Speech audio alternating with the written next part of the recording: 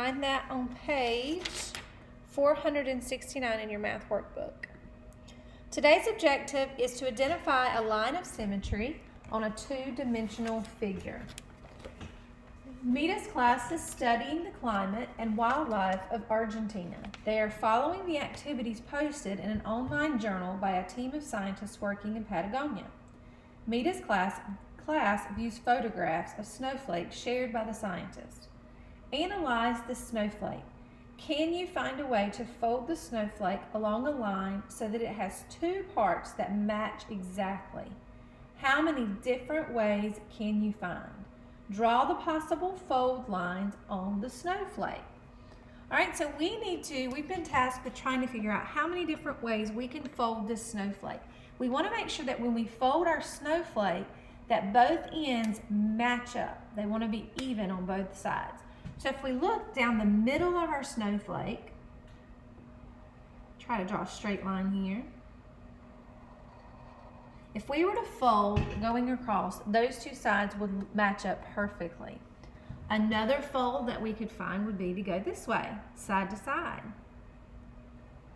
If we fold it from top to bottom, we would again see that both of those sides would match up. Another fold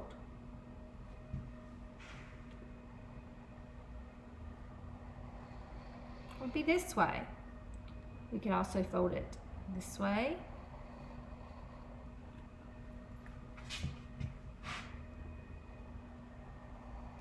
This way. And then of course, this way. So if we count the number of folds that we have, we would have had 6 different ways to fold the snowflake where the sides would match up perfectly. So that's what we're going to be looking at today, is recognizing lines of symmetry. So let's move on to page 470 and let's practice this skill some more together. All right, let's pay attention to our vocabulary for today's lesson. It says a line of symmetry is an imaginary line on a figure about which the figure can be folded so that its two parts match exactly. And we found 6 lines of symmetry on the snowflake that we just did. If a figure has a line of symmetry, it is said to have line symmetry.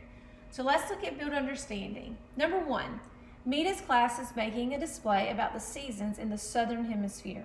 At the top of the display, they want to put the letters W-I-N-T-E-R. How can you tell if the letters have line of symmetry? Now remember, just like we did with the snowflake, we want to find the letters that when you fold at a point, that each side will match up perfectly. So it says A, look at the letters. Are there any letters that you can fold so that each side of the folded letters is exactly the same? Okay, look at the letters. Are there any letters that you can fold so that each side of the folded letters is exactly the same? Circle those letters. Well, let's look at W. We know that if we go down the middle, we can fold that and they'll match up perfectly. I would be another one that matches up perfectly. T, and then E. Are there any letters that you can fold in more than one way and have the sides of the folded letter match exactly? All right, so we can fold, we've already said we can fold the W. Now if I fold the W this way, I'm not going to have my sides match up perfectly. So W wouldn't work, N would not work, T, E, or R, but I will work. I can fold the I this way and I can fold it this way. So we could say that the letter I would work. C, draw a line to show where each of the possible folds are that divide the letters into matching halves. So we've already done W and I. We said N we couldn't fold. T, fold down the middle. E, middle, and then of course R does not have a line of symmetry. Which letters have lines of symmetry? We said that W, I, T, and E. Which letters have no line of symmetry? N and R. All right, let's continue looking at lines of symmetry on the next page, page 471.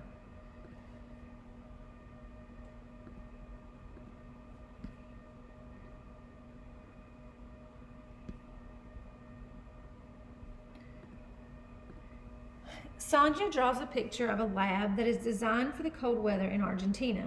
Look at Sonja's drawing below. A, does her drawing of the lab have line of symmetry? So looking at our picture that Sonja's drawn for us, do we see a line of symmetry?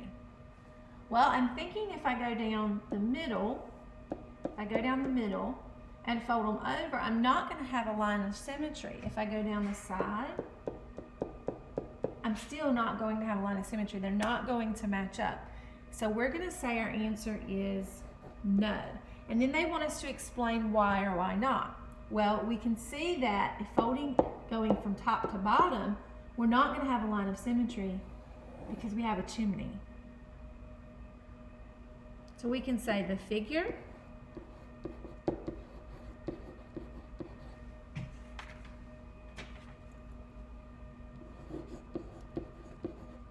does not have line symmetry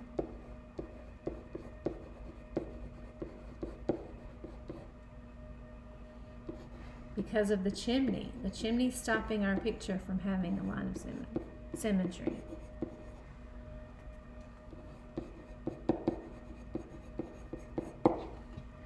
B, redraw the figure so that it has line symmetry. Show a line of symmetry for the new figure. So take a second and over to this side, I want you to redraw the house. This time though, you're going to keep the chimney out of it. So take a second, you can pause the video and you can draw a picture of your house. You can also complete check understanding at the bottom. Number 1.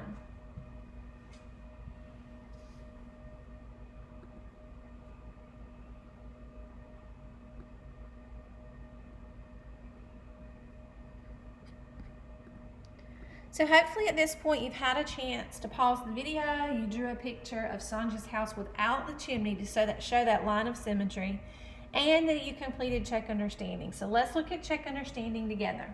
Number 1, circle the letters that have a correctly drawn line of symmetry. Now remember, wherever the line has been drawn, they have to be able to fold those shapes or those letters over and they have to match up perfectly. So let's look at A. We have it drawn down from the top to the bottom in the middle. And if we fold those two sides over, we are going to get sides that match up. So we can circle A. B, if we fold those two sides together, we notice that we have a straight edge on this side and a rounded edge on this side. So we can't circle B. Look at C. This time they've got their line of symmetry going through the middle of the letter. If we fold the top over onto the bottom, we're going to see that they match up perfectly. And then D, we're going to see that those two sides do not match up because if you look at the corner at the top and the corner in the bottom, they are not the same shape. All right, remember, if you have any questions, ask your teacher.